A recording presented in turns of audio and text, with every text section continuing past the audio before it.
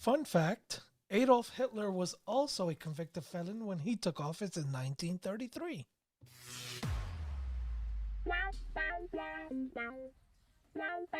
Welcome to GayTalk 2.0, the ultimate podcast for your dose of dish.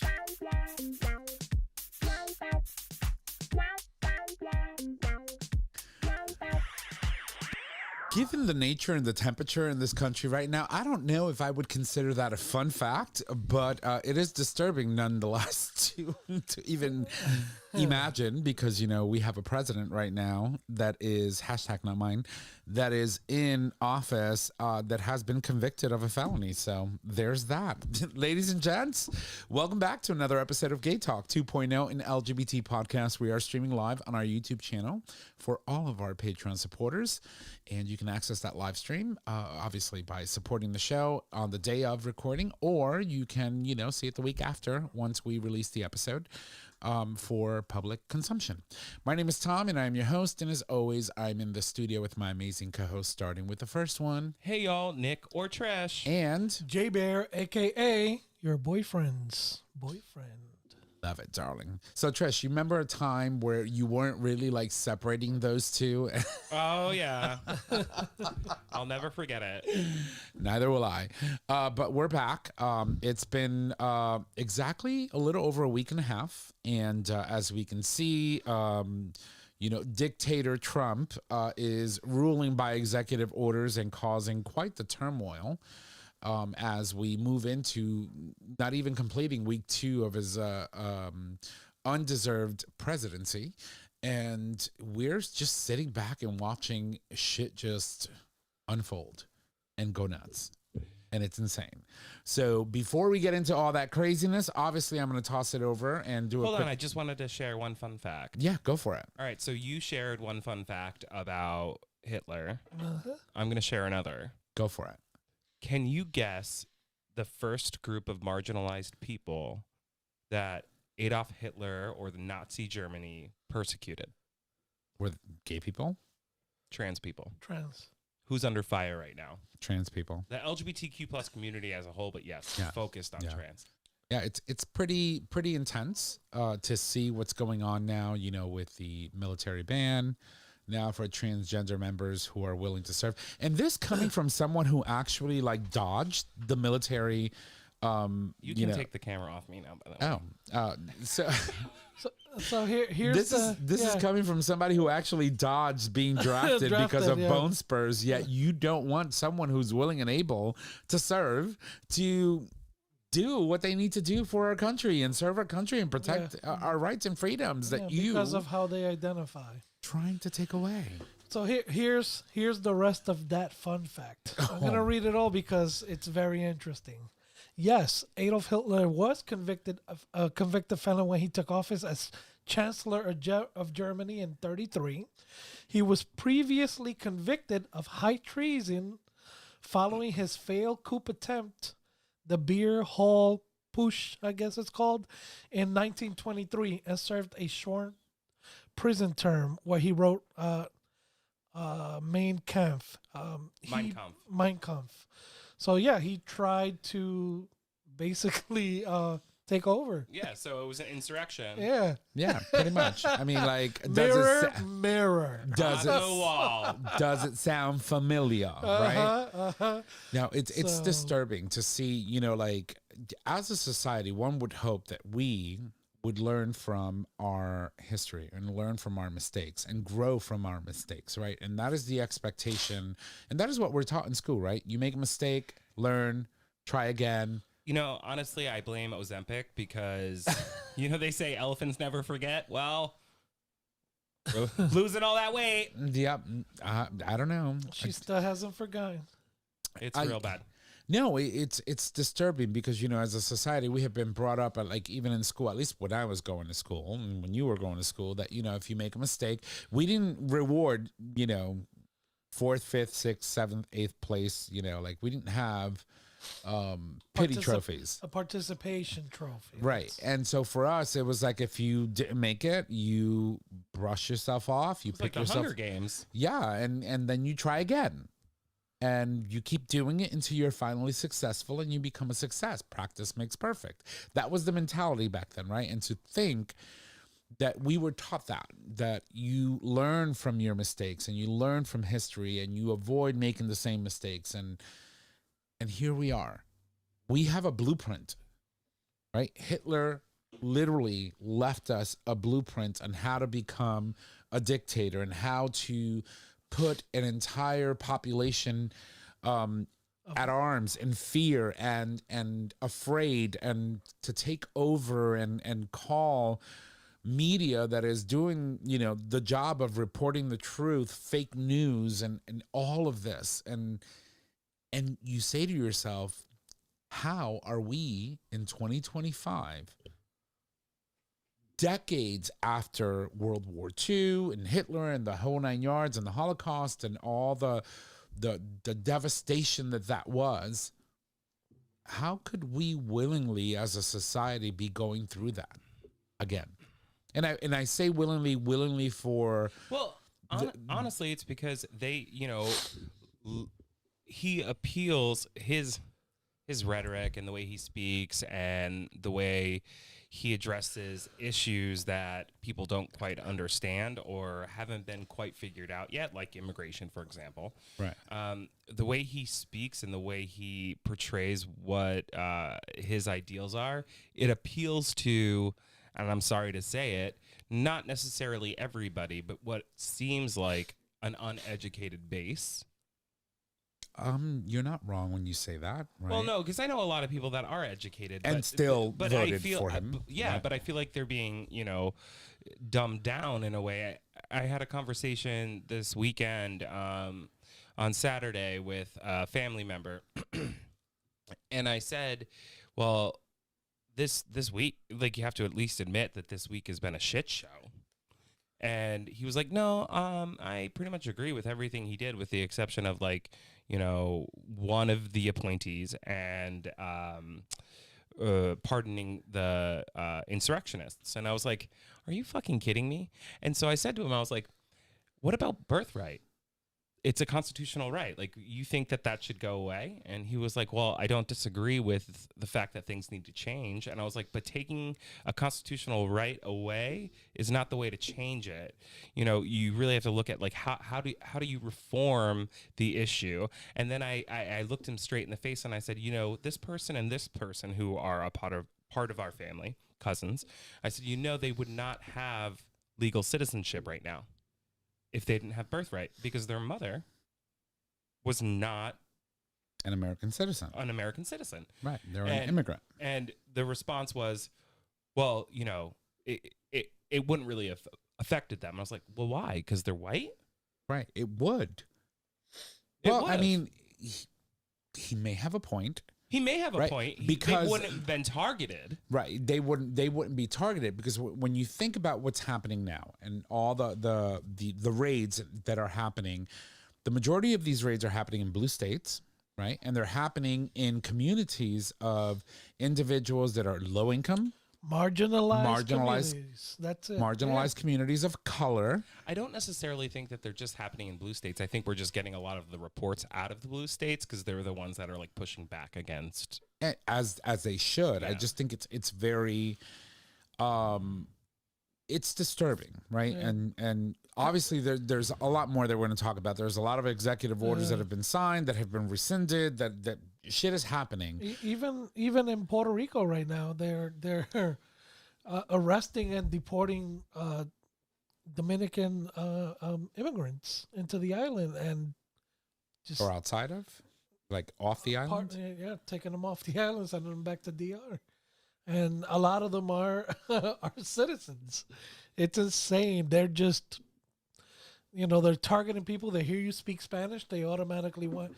I mean, what do they think, that every Latin person in the U.S. and their territories is now going to have to carry a passport to prove that you're a citizen or not? You know what I mean? I don't even carry my ID half the time. Exactly. It's like, So if they hear you speaking Spanish, which I've heard in certain occasions, they automatically detain you to try and figure out whether you're a citizen or not.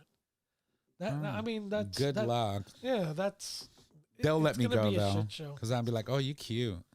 It's gonna be a shit show. Yeah, no, it's disturbing. So before we get into all of that, I want to take the temperature around the table and just how are we feeling a week and a half in? I'll start with you, Jay. Where are you physically and mentally?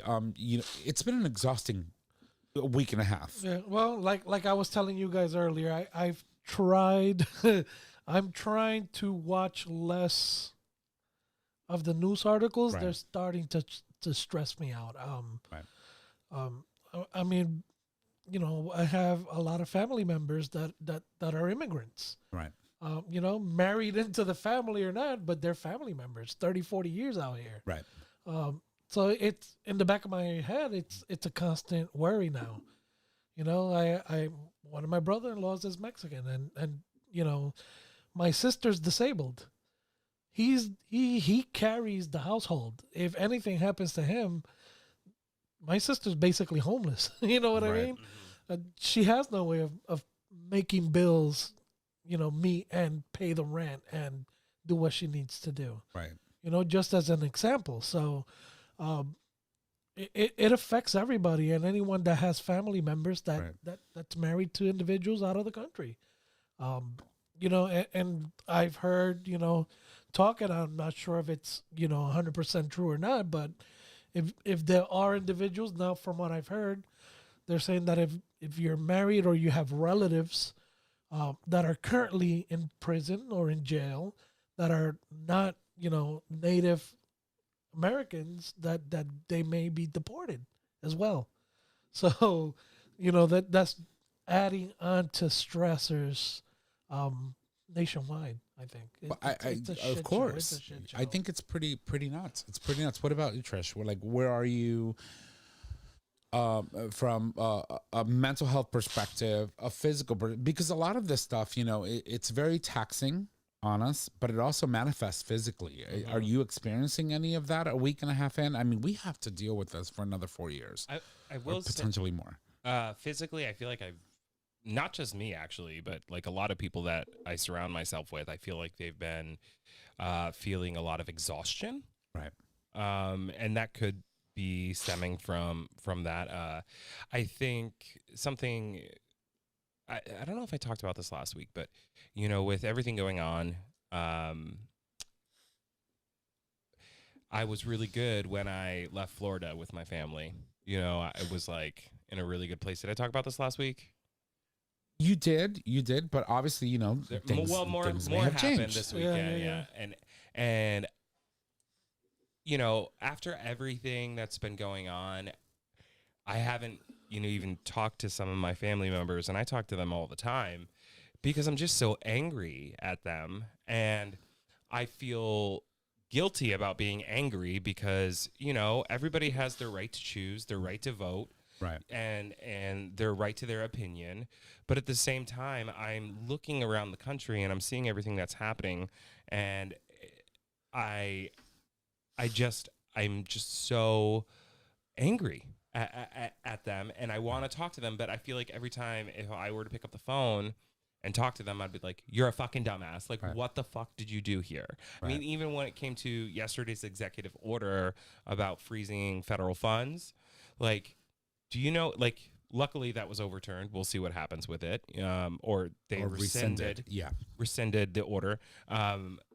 But that would have made my life and my job and and a lot of really important nonprofits here in New Haven, it would have made their lives a living hell after the trickle-down effect when we get state funding. We don't necessarily get federal funding, but we get state funding, we get city funding.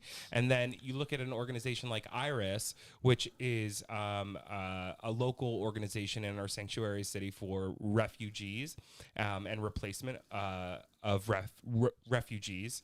And the whole organization is pretty much funded by federal funding. And so as of yesterday, they had lost $4 million in funding, and they basically thought they were going to have to shut their doors. And how many immigrants are displaced and put and come to New Haven and are put in housing and find homes and find jobs and like become part of the workforce and Right. pay taxes and all of this shit. And Iris does that work. Like they help people. And here I am thinking in my head, like, what an important organization.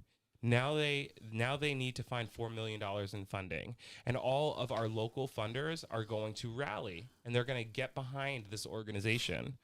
But if they get behind this organization and they provide $4 million of funding, what happens to the other nonprofits that need funding? Right. It's a catch-22. We are in a situation where we have to be reactionary instead of like thoughtful about how we support orgs moving forward, and orgs that are doing the work on the ground. Right, and it's going to be like that for the foreseeable future, where people have to. We're literally reacting in real time to executive orders, to Congress, to the rhetoric, to conversations that are being had amongst politicians that are driving the conversation that affect millions and millions of Americans. One of the biggest things, though, about that freeze Yeah. was there was a huge impact on education and mainly Title I schools. Yep. Right. And those are schools that need the funding. Those are schools for low to moderate income students that otherwise can't afford going to a private school or a charter school or any of that. Like that funding could have significantly like impacted the future of America. Right. It's very, very disturbing to think that this is where we are, even after going through that for 4 years, right? You mentioned the impact that it has. But he's had 4 years to plan. Of course, And that's what's scary because you can see Right. the plan Right. being enacted.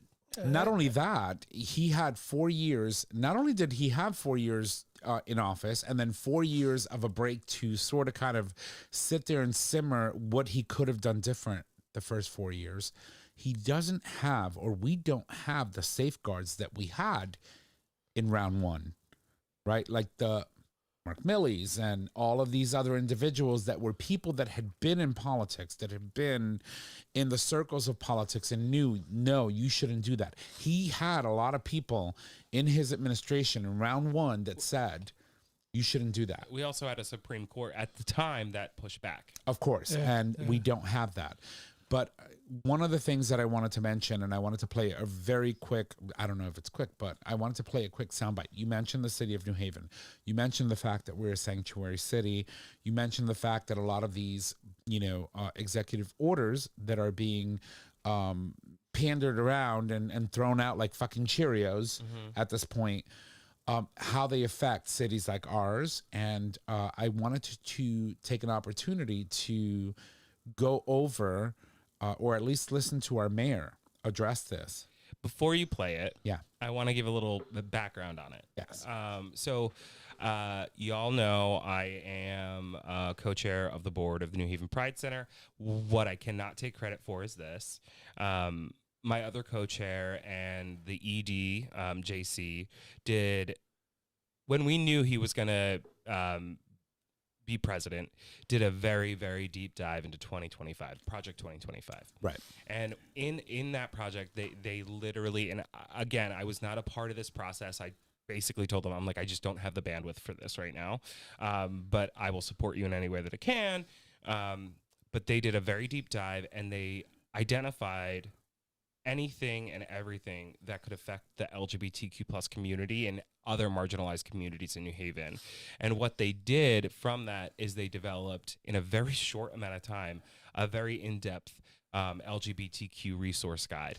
And I think that's what this is about. Correct? Right. Yep. Well, it's mainly about, ensuring that the citizens of New Haven understand and know that we are a sanctuary city, we continue to be one, and that the administration locally will continue to support the LGBTQ plus community. So let me play the soundbite for you guys, and then we can certainly, continue to talk on the other half of that. So here's this. Let me hit play, I think. Oh, she's an intern again. Yeah, there she is. It's muted, isn't it? Channel. Hold on. Got it.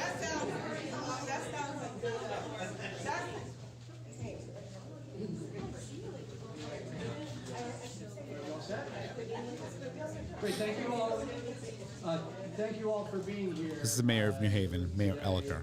Under pretty stressful circumstances and unfortunate circumstances, but when our values in New Haven are attacked, we come together, and that is very much what today is about. That is very much what last Friday was about, when we gathered together with many advocates for our immigrant community in the city.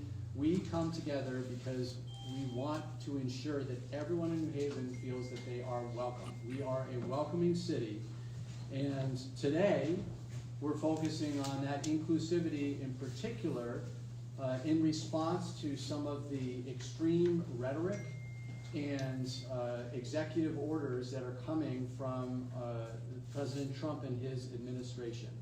I want to first make clear that whoever you are, whomever you love, you are welcome in our city. You are welcome in our city.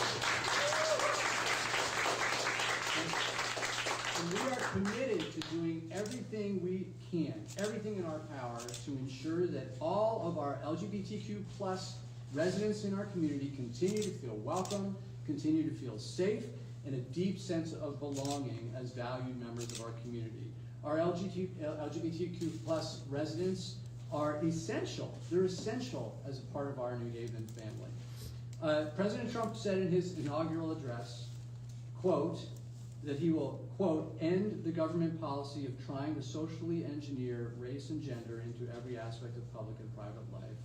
That, quote, we will forge a society that is colorblind and merit-based, and that it will be the official policy of the United States government that there are only two genders, male and female, end quote.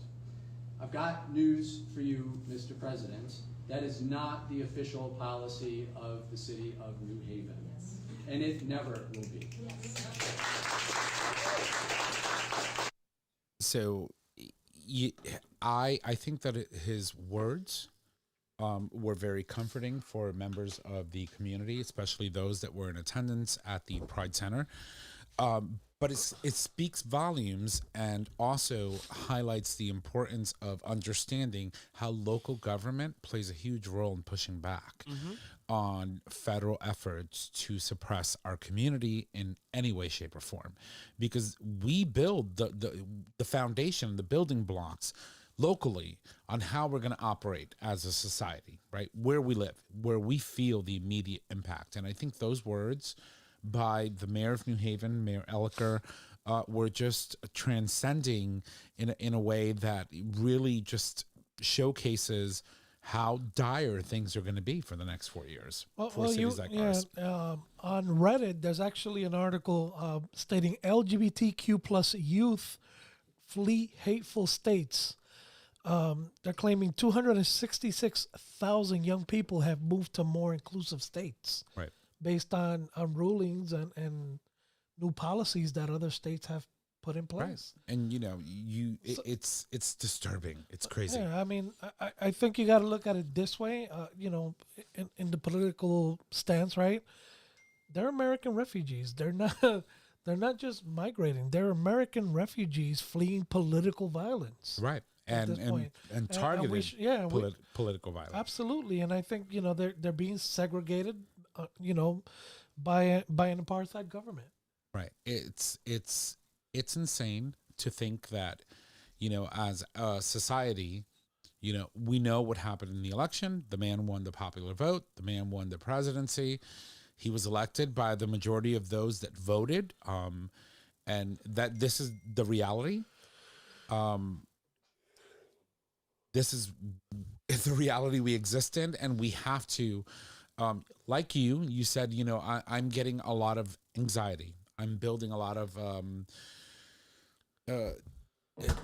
stress regarding the news, the fact that this is where we are, even after going through this for 4 years, through the clown car and the whole 9 yards.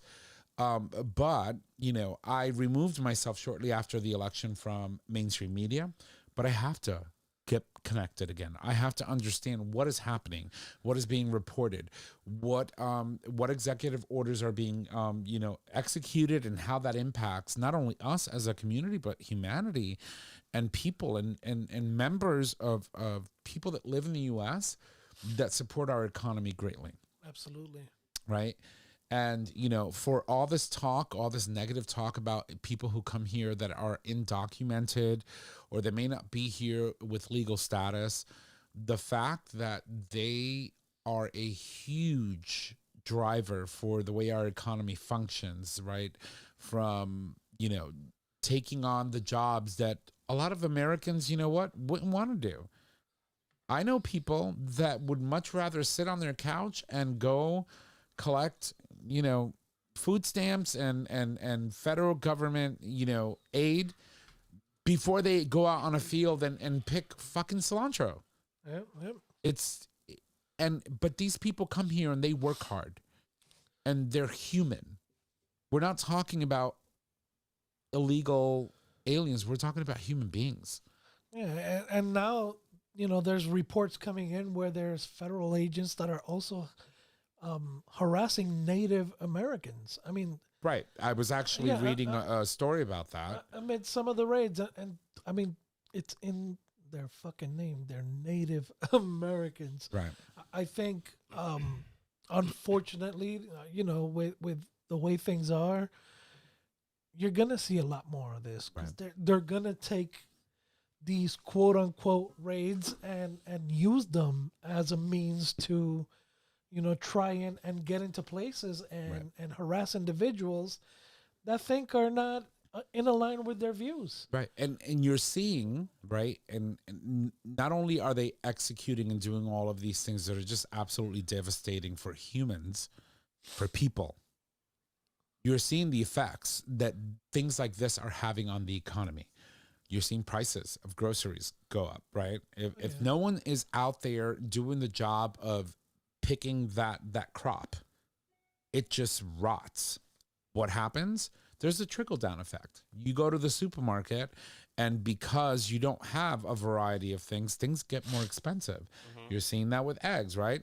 The man freaking promised, eggs it's a huge thing. I don't know what it is with eggs in America, but it is a huge thing. And you're seeing prices of eggs, exponentially. Did I say that right? Yeah. Go up. Yeah. Right. And like you went to the store and bought organic eggs. How much did you pay? 11 something, 11.59. And to be fair, I should have probably not bought organic, but I just don't like non-free range eggs. If people were raising chickens instead of Frenchies, we probably wouldn't have these issues. Yeah, Jay. Let's start breeding some chickens. Let's get a coop out back. Oh, we could put a coop Let's put right next to the hot tub. If y'all can help me, I'll do it. But you put in a coop, I will actually help. Really? Yeah. Because I've always wanted chickens. Okay, well, I'll put in a coop, but you got to come and help. I'll help. You got, and that also includes going in there and scooping out the poop filled hay. That's fine, but I'm only gonna come out like a couple times a week. I'm not gonna come every morning to get those eggs. No, you got to come and help me out. Like at least three or four times a week. I mean, I get to see you more. If you do that, if you decide to do that, I am on board. So I'll tell you a quick funny story before we go on break because we are 28 minutes into the first half. What? So I had a friend of mine, a coworker. She works with me. She ended up getting chickens, right? She wanted a coop and she wanted chickens and blah, blah, blah. And so they went and they bought a whole bunch. They ordered all the chickens.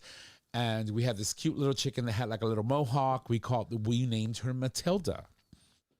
And it ended up being you can't really tell what these animals are going to end up being until they're grown, right? And so you can sex them prior to. Well, clearly she didn't know how to because all the ones that she ordered ended up being roosters. Ooh. And so Matilda ended up being like a Michael. I mean, let her live her life. So, so that's the only thing you have to, worry about that when you go to these places to buy your little chicks or whatever. We will buy them from Fat Hen Farms. From where? Fat Hen Farms. Fat Hen Farms. Mm-hmm. Where's that? It's a local farm. actually in the town that I grew up, run by a gay guy. New Milford? Mm-hmm. Okay, we're going. And he's gorgeous. Okay. And yeah, no, we'll talk to him and get it all situated. Yeah. Bernard and Michael Mm-hmm. are the owners.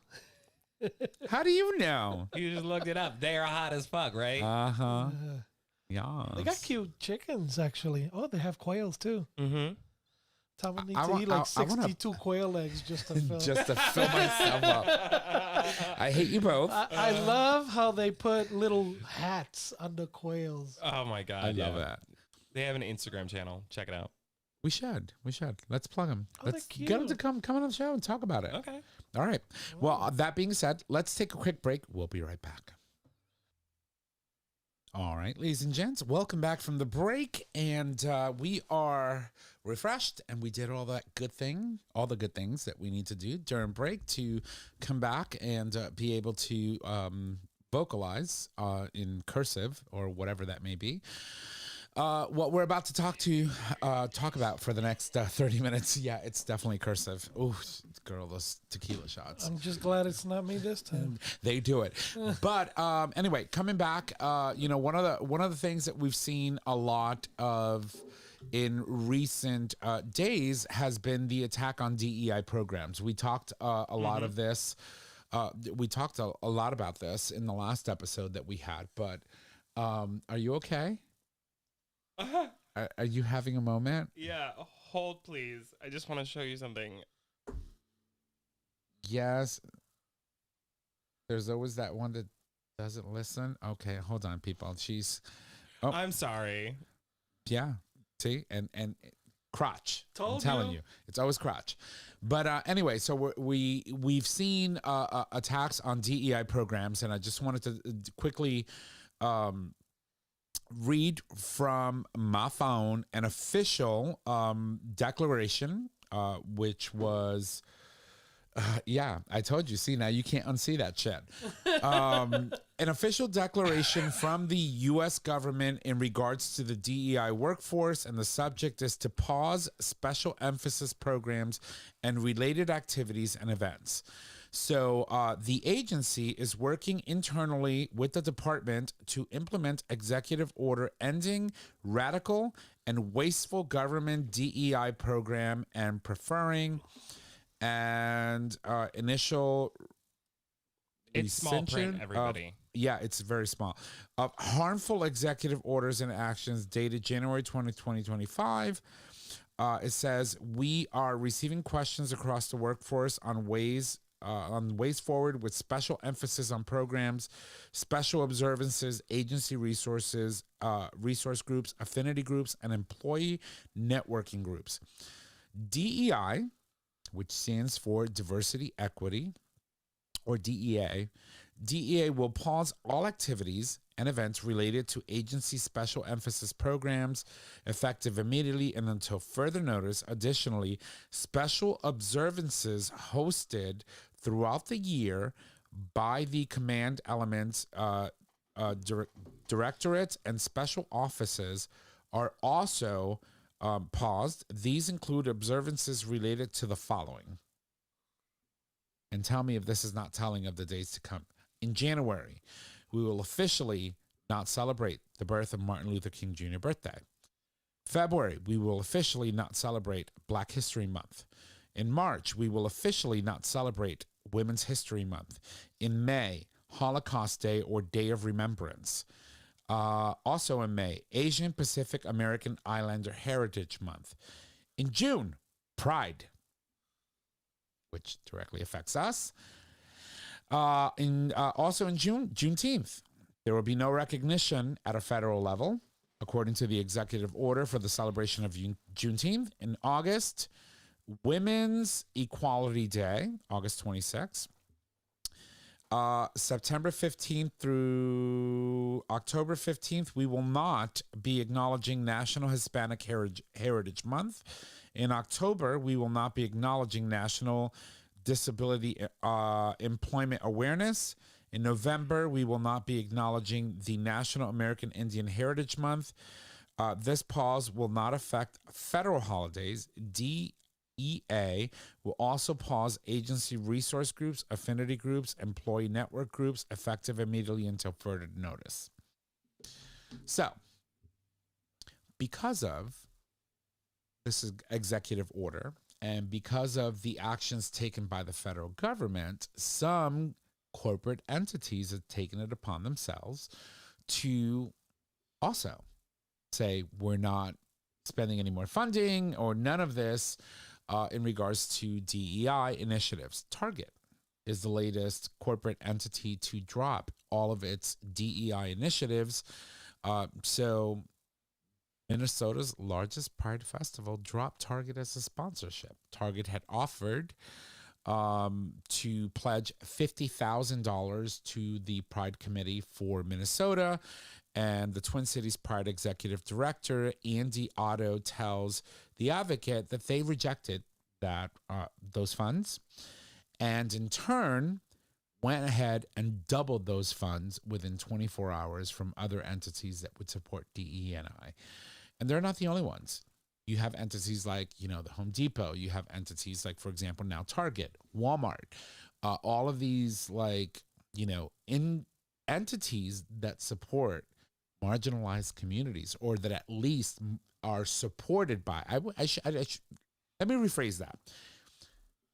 They don't support marginalized communities, right? They happen to actually exist in very large areas where marginalized communities live. We support these entities. And if they are getting rid of their DEI programs, the question becomes do we continue to support? No. Right. And so I haven't shopped in a Target in a very long time, and I don't plan to. And, I wanted to bring this up because this is a very, very, very important topic to have as Americans, right? We have a very, very huge power, and that is the power of the purse. And while Congress may have the power of the purse supposedly for the federal government, the people in which that government was formed to represent, have the power to let these entities, these big entities, send them a clear message. We're not on board with this, right? And so what are your thoughts on organizations now that are rescinding their DE&I initiatives? We talked a little bit about this last week. You know my thoughts. Of course. Well, rinse and repeat, girl. I've told so many people not to go to Tractor Supply and what is it? BJ's. I think Costco's still good. Costco is still good for now. That's where I get my eggs for $6. I mean, it's a small thing you can do, and at the end of the day, will it have an impact? Probably. Yeah. But will it have the impact that we want? Probably not. But at the same time, it's definitely a statement to say, I'm not giving you my money. Right. So let's talk a little bit about what drives America. It's the economy, right? We have one of the top economies in the world, right? We're the envy. Currently. We're the envy of a lot of, different... envy. When it comes to money and our economy, we are. How much money we owe other countries? That may be true, but we still are. For whatever reason, we are the envy of the world when it comes to an economy and how we bounce back from things and, our capitalistic ways and et cetera. So how do we, as a people, send a message to these corporate entities that are refusing to now, because of who's in power, support initiatives that support our most marginalized communities? What I would love to see, honestly, is our state legislators and governor and other individuals that have the sway and the power when it comes to the government, to literally send a note saying, in this state, this policy has to be included or you cannot do business. I think that would be huge. That would be I mean, that would be it could be a huge hit to the economy because you see how many corporations are flipping right now. Right. How many corporations are just letting this go? But if But I feel they're doing that because they want to go with the current, right? Oh, we have to abide by this because this person is in power, and we are going to get a lot of retribution if we don't jump on board. that and all the CEOs are all fucking butt buddies, and let's Butt buddies. and, That's not. and to be quite frank, if states like Connecticut and states where like California, where the economy, like California economy drives a huge part of the U.S. economy. Right. If our legislators were literally to say, you can no longer do business here if you do not abide by these policies that our state mandates. Right. That would be a huge fucking hit to their companies. Yes, if things went in the opposite direction and they said, well, fuck you and we're leaving, that could be a huge hit to employees and individuals. But the message it would send is we're not standing up for this. And like we want to affect small change, so we're not going to shop there. But if the state actually said, you have to abide by this, Right. or you can't do business here, the corporation would take a much larger hit. Right. I mean, you're not going to see that in a lot of red states that would never, I mean, we see it in Idaho right now, right? They're trying to bring a case to the Supreme Court to Overturn marriage equality. Overturn marriage equality, the first one that we're going to see, which I'm sure we're going to see more of them. And like states like that, you probably won't see legislators standing up for civil rights. But at the same time, like if we were to really affect change, it would have to come from in the states, it would have to come from the top, literally saying, all right, well, he wants to sign a fucking executive order. This is mine. Right. And so, but here's the thing. I think that people right now, because of, and especially people who voted against what we currently have, feel deflated. We feel defeated. We feel like despair, right? We're feeling immediately the effects of the last week and a half. Hasn't even been 2 weeks. And we're feeling it, right? And they're feeling powerless. I want to remind you all that you have the power. You are the American dream. You are the American people. The government that is currently formed is to serve you. And the economy is driven by what you spend and the choices that you make and where you choose to spend that money. And so spend wisely, people. Spend wisely, because when companies feel the hit, they change their tune very fast. Money has an opportunity and a way of driving conversations very quickly. And commerce, yeah. And commerce, and the way people react. I had a very interesting and enlightening moment.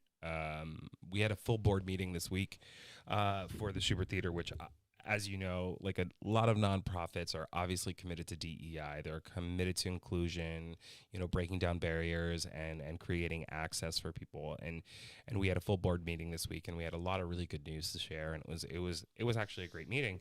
And then there's this moment. So we have a sister company in Columbus, and I wouldn't call them the sister company, but they're a managing company. So we're our own entity, but then we have a managing company in Columbus. And Columbus, Ohio is, as you know, Columbus, Ohio, it's a red state. And we know that cities tend to lean more Democratic. However, the CEO came on during the meeting, and he gave a few updates about what's going on in Columbus. And then literally, not expecting this out of the blue, was like, I've had some conversations here in Columbus, and both at the leadership level and some of the employees that had been talking to me, and they've been asking me, so what do these DEI policies mean for our institution, which would generally affect my institution, right? Of course. And I was so proud to watch that man say, and he's a white, straight man, but he's a great guy. And he said literally nothing. We are sticking by our mission, our values, our DEI policies, nothing will change for us. Right. So, and see, in your business, in your line of business, it tends to be very DEI friendly, right? The arts has always been. And so if you're a management company that's catering to the arts, you're going to want to jump on that bandwagon. But let me tell you one other thing, motherfucker. Oh, sure. Go for it. The arts are a huge, bigly economic driver. Of course they are. The Schubert contributed over $23 million to our economy in just New Haven in this past year alone. So if you want to put restrictions, if you want to stop funding these nonprofits, these DEI focused or inclusive organizations, you're going to see a huge fucking hit. Right. Not just to these organizations that won't be able to function without the funding, but to the bottom line of not only your local economy, but your state economy, ultimately affecting the federal economy. Of course, because, we'll take California, for example, right? I talk about this often, but a lot of people don't realize California is the 5th largest economy in the world. Their per capita is larger than most countries in the world. The 5th largest economy. California pumps more money into public benefits than most countries in the world do, yet they don't receive a fraction of what it is that they contribute to public policy and et cetera. And so the driver, the fact that, an entity like yours does so well and helps the local economy be stable is huge, right? And you can't really, how would I say, diminish the power that individual states have at the federal level. And so, I find, but the problem I think that I'm trying to allude to, and Jay, you've worked in nonprofits, you understand this, but what I'm trying to allude to is the MAGA demographic does not realize, okay, yeah, this is great. I really support him getting rid of these DEI initiatives or stop, freezing federal funding and then trying to figure out how best to distribute funding moving forward. They don't realize that these organizations that have DEI policies that are inclusive and that do really good work on the ground, they're the ones that are driving your city's economy. Right. Which you benefit from, by the way. Oh, everybody benefits from. Right, of course. The restaurants that are that are built up, the commerce that are built up, the partnerships that are built up. New Haven wouldn't be New Haven. And I know that we're a little microscopic mecca, right? But it wouldn't be as successful if it weren't for organizations that do have these fucking policies, that do get these that do bring in these funds. Even when we're talking about IRIS, which is an immigration service, those people that they're bringing here and they're doing it legally, and they're providing them the right resources, the right paperwork, so that they're actually also contributing to tax revenue. Right. Which all helps of these cities. people that you would consider illegal because this organization brings here as a refugee is actually contributing to society. Right. When we think about, for example, going back to during the election before this tragedy happened, Springfield, was it Ohio? Yes. Yeah. Cats, Dogs, animals, your pets. Your pets were being consumed by Haitians by immigrants, right? And not realizing, and then you go and speak to people who actually live in these towns and they're like, no, that is not the case at all. It's you don't understand. These individuals came here, they rebuilt most of our communities that were in disarray and despair. Yeah. Right. They not only they contributed to the economy in those cities. Right. They revamped pretty much whole neighborhoods Right. that were pretty much abandoned, Right. and in a poor state, bringing up value in property. But then again, you look at it, that means this state is now gonna have certain say, and I think that's part of their plan. Well, and If you keep certain areas down, they don't have a voice. Right. And I think it's it's And the sad more- thing is, more of the because they're same. refugees, Yeah. they don't have a voice. They don't have a voice, and then you keep knocking them down, and as long as you keep them down, they people are afraid to speak up. Right. And now with these policies in place, if you speak up, you might get deported because you spoke up against them. Right. Look at the state right now in the government. He is literally retaliating and letting go of individuals that investigated him, that had Right. to do with some sort of process when he was being looked into. Right. So I mean, it's clear. It's the writings on the wall, as they say. Right. well, and then on top of that too, right? You have all these immigrants, and we can move on from this topic after this. But we have all these immigrants that are coming here, but they're doing the jobs that you're not doing. They're doing Right. the jobs that you don't want Right. to do. We have Which is what pisses me off the most. like fruit farmers and vegetable farmers and migrant workers that are afraid to show up to work now. Right. Yeah. Where are you going to get your food, motherfucker? Exactly. Not that I think that that's the only work they should do.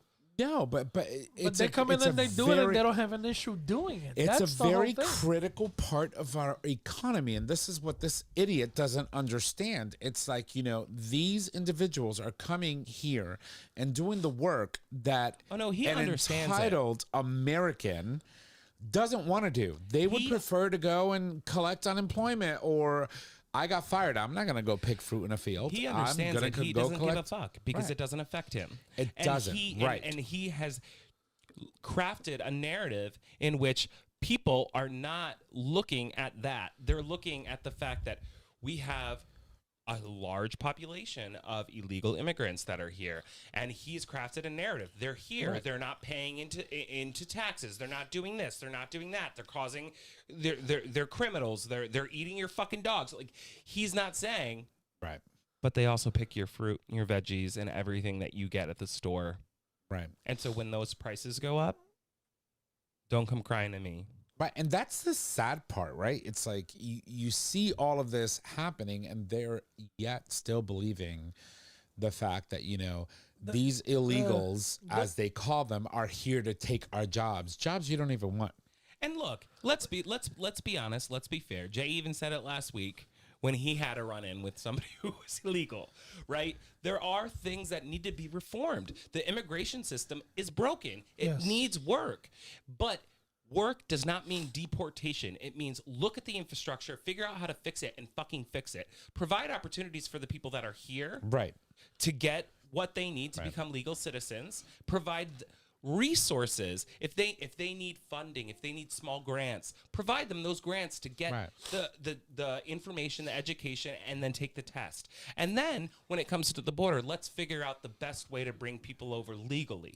Right? Let's I think they're assuming that after they deported these individuals, everything's gonna be great. everything's going to be great. And if we need farmers or we need migrant workers, we're going to offer them a work visa to come in and We do do the that work today. at minimal pay with no other benefits, no health benefits, no addition.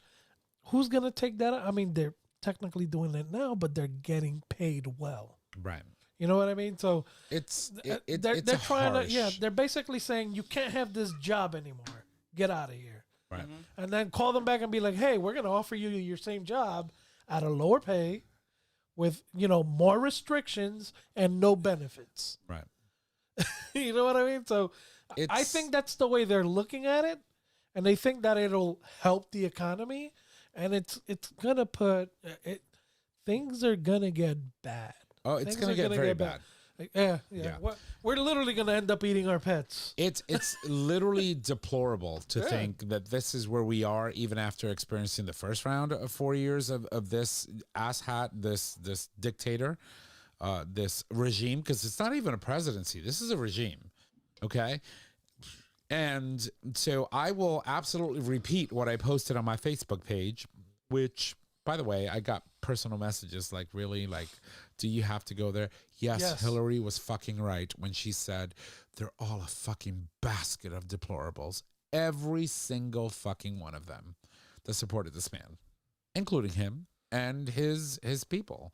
And don't even get me started on Elon Musk. But you know what? 54 minutes into our show, which looks like it's going to be a 4-year shit show. If we last 4 years, Trish is like, I quit. But more to come, and all we have to do is just stay vigilant and talk about these things, right? Like I'm scared at this point, being very realistic and honest, of having these honest conversations on our podcast, because I feel that at some point, we might see, the media and little peons like us have the rug pulled from right under us, being able to have freedom of speech and calling a spade for what it is, a spade. Scary. Mm-hmm. You know how they like using certain terminology that they literally are at fault of doing themselves. Right. So it's a shit show. Yeah. That's just starting. And to my community, all I can say is we've been here before and we know what to do. Mm-hmm. I do want to just highlight two other things before we close that out, because I feel like we're heading in that direction. Correct me. Yes. You could have just said one more thing. Or two more things. Remember when we were talking about President Carter? Yes. And all of the amazing work that he did overseas. And even at home. I think, for our show and what we talk about and what we're mainly focused on, right? I think it's really important that we highlight the fact that Trump did freeze foreign aid that will stop AIDS funding for a lot of countries around the world. And when we talk about AIDS in this country, we talk about the gay population because that's what it really affected. But when we look at countries like Africa, where we are providing AIDS relief and AIDS medicine, this is going to be truly impactful, because if we were to actually fund and provide as much medicine as possible to these countries, we could probably take years and years and years, but help eradicate children from being born with AIDS in Africa. And removing funding and removing medicines available to those countries is going to prevent families from actually having children that are born healthy. Not that you can't live with it, but if you're not provided with the right medication, it is very hard to live with. And it's scary. Yes, I know that we need to focus internally right now in a lot of ways, but at the same time, when it comes to our responsibility as a world leader, I think it's our responsibility to help epidemics and not make them worse. And this specific order will actually make that worse just after we've really started healing from a pandemic globally. So just to close on that, the White House actually rescinded a memo or issued a memo rescinding the order to put a freeze on federal aid, which had already caused wide confusion, which included funding for AIDS and HIV, both locally and currently internationally. But that, as we all know, could change. Mm-hmm. You very well made a really good point that, these, the fact that they're rescinding things is just a matter of, hey, we threw it out there. We're taking the temperature. We're taking the temperature. And we're going to pivot. And we're going to pivot. And we're going to get what we want. Exactly. Let's rescind it and let's try again. Mm-hmm. Maybe with a little bit more concise language that really targets exactly who we want to target. Mm-hmm. And so take that with a grain of salt. Take anything that happens over the course of the next 4 years with a grain of salt until it is written in stone and passed in Congress and signed by this regime. And that's how we will know that, we're heading in the direction that we thought we would never find ourselves in after the first 4 years of this presidency. Yep.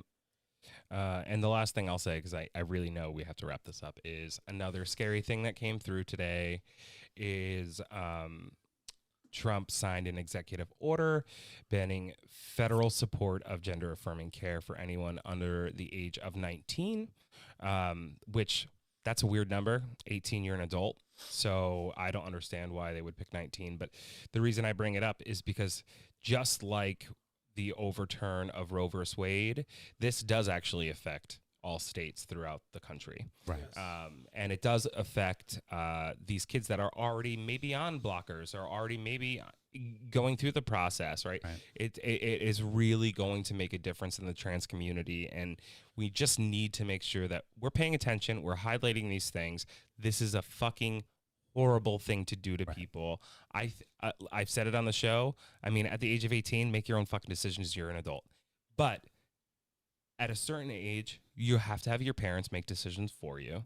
But at the same time, I don't necessarily think the government has any fucking right to take a parent's right away to provide care for their child if they think it's necessary. Right. And that's what this is doing. I don't care what your fucking policies, what you think, what you care about, if you're a fucking MAGA Trumper or whatever, it doesn't matter. At the end of the day, if your son or daughter comes to you and they need help, are you not going to provide it? Well, guess what? Now you can't. Right. And so I will say this, the HRC and Lambda Legal, which are two major legal entities that are doing amazing work in combating, immediately filing lawsuits against the Trump administration and their efforts to suppress it's like they prepped gay rights. Yeah, it's pretty much. It's like they had them on like fucking in folders filed 4 years ago after the last administration. So they did file lawsuits to block Trump's renewed moves to ban transgender members in the military, along with other lawsuits that also, talk about the inability for members or individuals of our trans community that are 18 years of age from being able to access the needed health care for their situation. So it's okay not to serve your country because you have a hangnail, but if you have a preferred sexual orientation, you cannot. Right. It's basically what we're looking at. Yeah. Military Dodger dictating who and who can and cannot serve in the military. The irony of it all. All right. Well, ladies and gents, it has been our pleasure to bring you all of this craziness to you in today's episode. We are definitely going to need to wrap it up. So I'm going to toss it over to Trish because she's got a couple of things. Me. And Jay as well. Yeah, you've got, Oh, is it me first? Yes, it is me first. Sorry, I'm like in my head about this fucking asshole. All right, everybody, here's Mama Kim's Minute. Number 1, civil rights leader David Johns is fighting to reclaim the future for Black and queer America. Thank you, David. All right, number 2, Michelle Visage. Visage. Yeah, I should know that. RuPaul's. I should really know that. Yeah, you should. Reacts to Trump's anti-trans executive order. You will not erase my child. Good for her. Number 3, how Wicked's Cynthia Erivo could make Hollywood history at the Oscars. Yeah. First queer person with an EGOT. Right. And the youngest. Mm-hmm. She would be the youngest. Well, is she the first queer person? Or the youngest? I think she would be the youngest and may actually be the first openly queer person to be an EGOT. Okay. Can I just grab your finger for a second? Yeah. I love it. Wait. Do it again. Okay. Jaybird, over to you. Alrighty then. Moving on over. This day in gay history, the year 1991, in Minnesota. Minnesota Governor Arnie Carlson issues an executive order banning sexual orientation discrimination in the public sector. And as we know, executive orders are as good as the fucking paper they're written on. Alrighty, they might be using toilet paper. That shit is one ply. We all know it. Yeah, your finger went through that paper. Now you're covered in it. So, moving on. If you love the show, make sure to subscribe, rate, and review on your favorite podcasting service. By subscribing, you get the latest and greatest of our show delivered right to your favorite device or web browser. as soon as the episode is published. You can also support us on Patreon. With Patreon, you, our listeners, can help to support the show with a pledged donation. The donations are collected monthly and can be in any denomination of $1 or more. Yas, queen.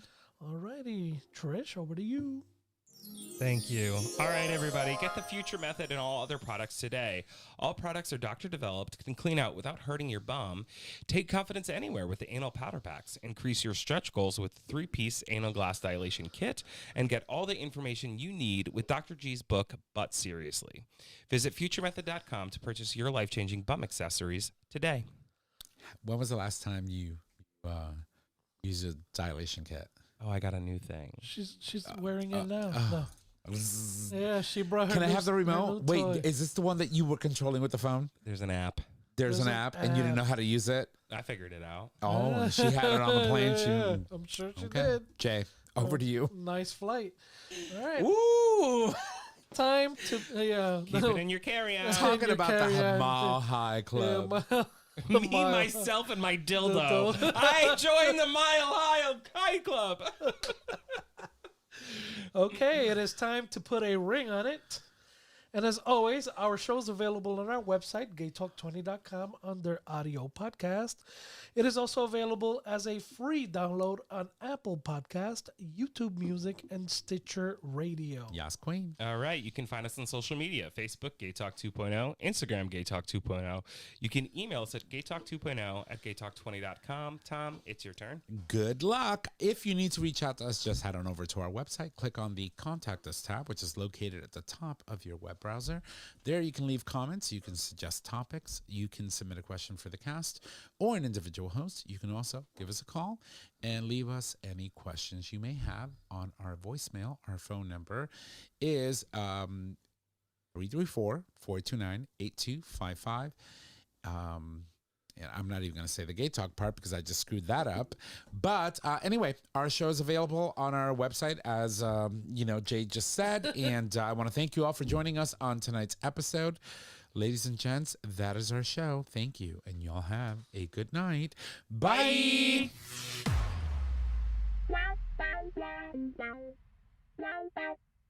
Thank you for listening to this episode of Gay Talk 2.0. Tune in next time for more dish.